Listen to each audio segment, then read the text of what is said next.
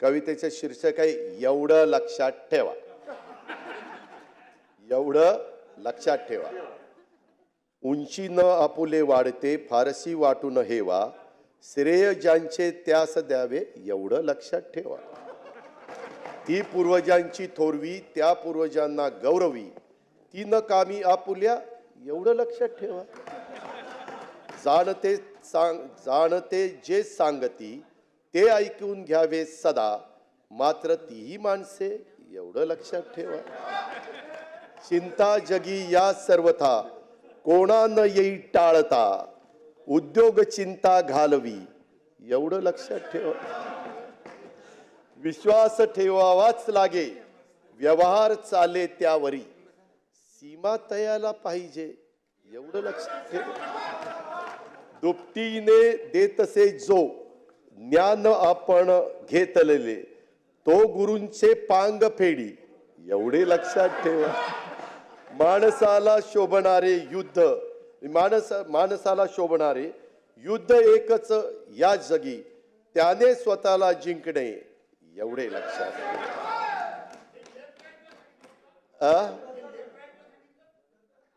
आता भास्करराव तुम्ही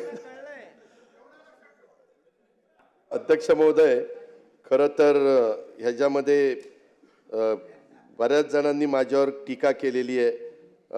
अर्थात तो त्यांचा अधिकार आहे. लोकसभेचा निकालानंतर मला तुकाराम महाराज आठवले असं आमच्यातले काही ज्येष्ठ सन्माननीय मान्यवरांनी सांगितलं. त्यांना मला सांगावंसं वाटतं की तुकाराम महाराजांनी 350-400 वर्ष होऊन देई, त्यांचे विचार आज तितकेच समर्पक आणि मार्गदर्शक आहेत.